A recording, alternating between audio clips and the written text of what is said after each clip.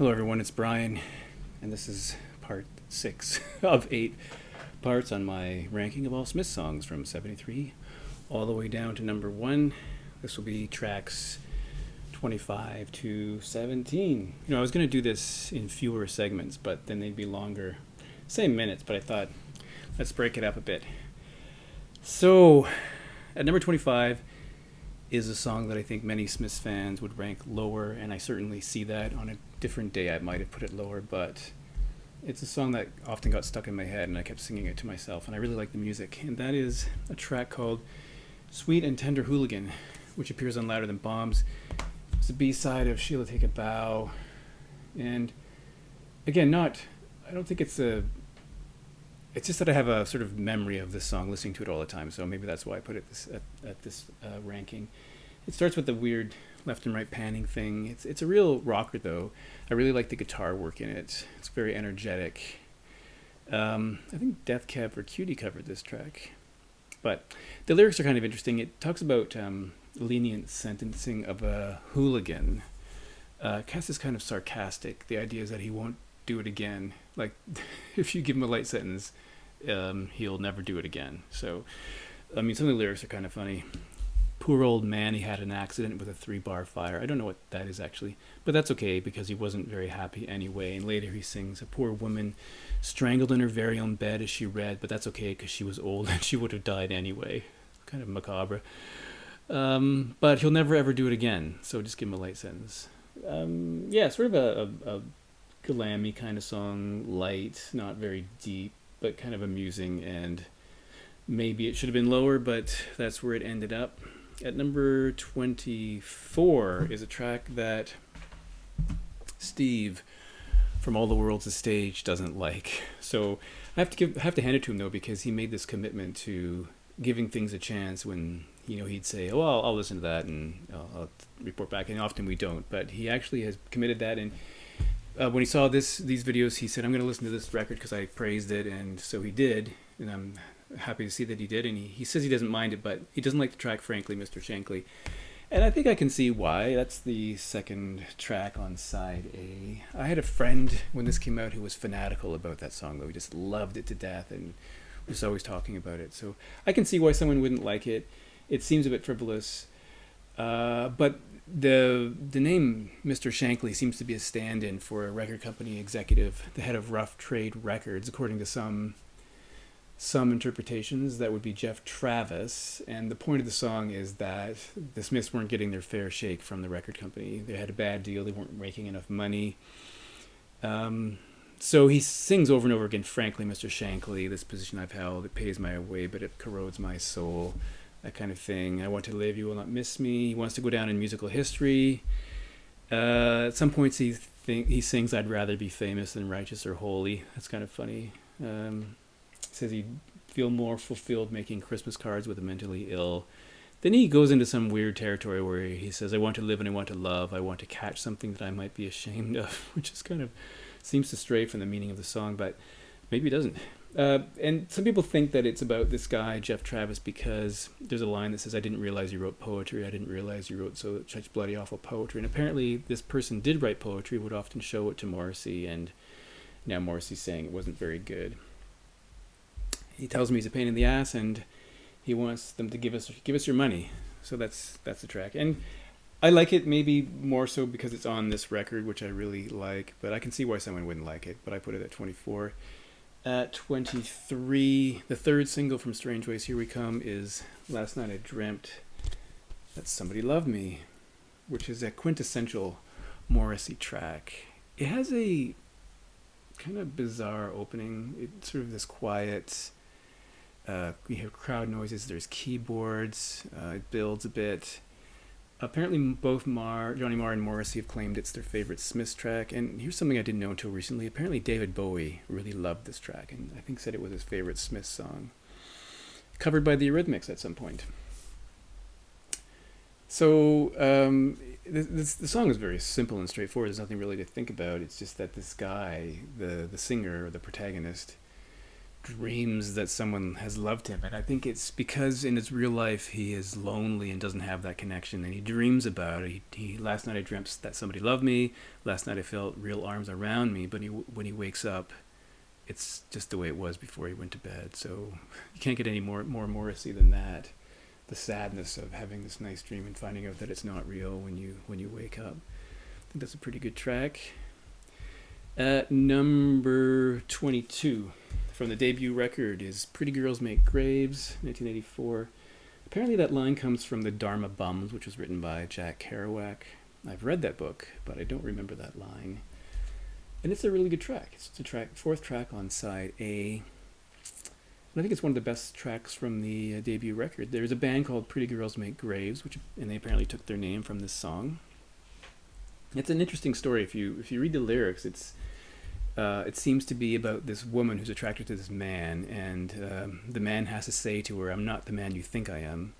She's attracted to him, but he's not attracted to her because he's not attracted to women. So he has to sort of break that to her. "I'm not the man you think I am."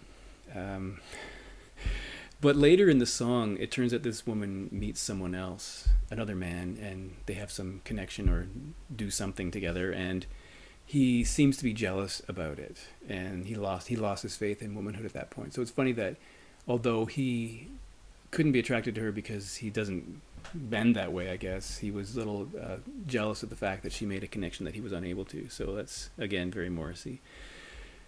Number 21 from the same record, the second track, You've Got Everything Now, which is again another highlight of the debut record. It seems to be about success and shyness. It's a really interesting song.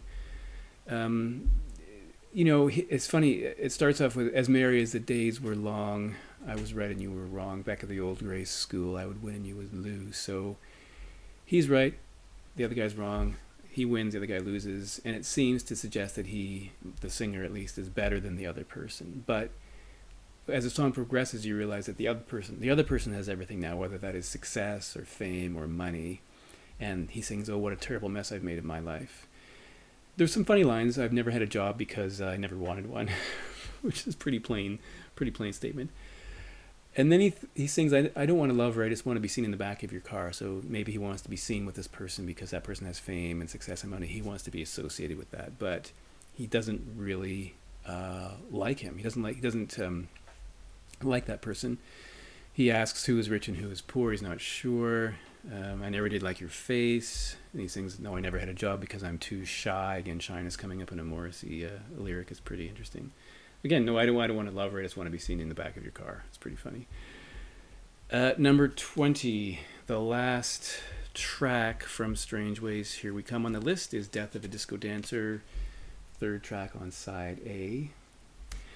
It is, for me, probably the most underrated. Maybe it's not, but I think it's one of the most underrated Smiths tracks. It's quite long for a Smiths. It's almost 5.5 minutes. Oddly, Morrissey plays piano on this track, which I think is the only time he played a musical instrument in the Smiths. I think it's kind of a minor masterpiece. I really like it. It seems to be about the AIDS epidemic, the death of a disco dancer being the stand-in for anyone who's died of AIDS. He sings, if you think peace is a common goal, that goes to show you just how little you know. And then the death of a disco dancer, well, I'd rather not get involved. And that sort of maybe suggests that the straight bystanders don't really care. They're apathetic about what's happening. I mean, that could be an interpretation. I've read that somewhere. I think the drumming on the song is really good. So at number 20, we have the highest ranking song in my list from the Smiths, from this Strange Ways, Here We Come. And I think that's actually a really good song. It really grooves. At the end, it's really great, and I just think it ends a bit too soon, even though it's almost 5.5 minutes. I'd like it to go a little bit longer. All right. At number 19 is a track called, well, first, let me read this to you. "Oh, mother, I can feel the soil falling over my head as I climb into an empty bed. Oh, well, enough said. I know it's over, still I cling." How about this? "Oh, mother, I can feel the soil falling over my head. See, the sea wants to take me, the knife wants to slit me. Do you think you can help me?"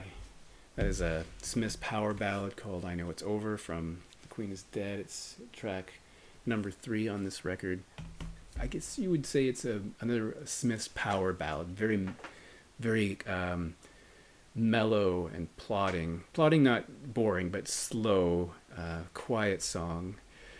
And again, it starts with this idea that he's right at the beginning. He's dying. It's a bleak song. He's wasted his life. And he's in a grave. Jeff Buckley apparently covered this track. So the song goes on. He sings some other interesting things. I know it's over and it never really began, but in my heart it was so real. Then there's this really weird section where it says he's saying to someone, people spoke to him and said, "If you're so funny, then why are you on your own tonight? If you're so clever, why are you on your own tonight? If you're so entertaining, why are you on your own tonight? If you're so very good looking, why do you sleep alone tonight?" Because tonight is just like any other night. So, other people have triumphs and charms, and he doesn't have those things. So that's number 19. Number 18 is a single called "Ask" from 1987. This was, it came out in 1986. Sorry, I got the date wrong there. It's on Louder Than Bombs as well. Covered by the Decemberists, I think. And it seems to be about shyness. I mean, he sings openly about shyness. Shyness is nice, and shyness can stop you from doing all the things in life you'd like to. I think that's probably true. The whole point of it seems to be, the refrain in the song is, if it's not love, then it's the bomb that will bring us together. So if love won't bring them together, it will take the bomb. If there's something you'd like to try, ask me and I won't say no. How could I? He talks about spending warm summer days indoors writing frightening verse to a buck-toothed girl in Luxembourg. Interesting. Yeah, it's sort of also maybe a bit in that as they head into the glam period after the Queen is dead, but I think this is a pretty solid track. And number 17 is a track that was released as a single. It also appears on The World Won't Listen and Louder Than Bombs, and it's a personal favorite of Morrissey's apparently. It's called "Shoplifters of the World Unite," evidently taken from the old Marxist slogan, "Workers of the World Unite." And at some point, Morrissey said it didn't literally mean, going into a store and stealing a watch or putting a loaf of bread in your pocket. He says more about spiritual or cultural shoplifting, but there are other people who claim he said that because otherwise the song wouldn't get it wouldn't be played on the radio. So he said that for public consumption. There's a guitar solo from Johnny Marr on here, which is a bit unusual. It's not a very long one, but there doesn't seem to be a lot of solos in their songs. So maybe it's just about the theft of ideas. He talks about his only weakness as a listed crime. Last night, the planes for a future war was all I saw on Channel 4. He talks about boredom and stuff. So it's not the most simple song to understand. I think the lyrics are a bit enigmatic, but I've always liked the sound of it, and I think it works. Also from 1987, if I didn't say that. So we have 2 episodes left after this where I'll cover the last 17 tracks. So thanks once again for watching, and as usual, I'm interested in seeing your comments.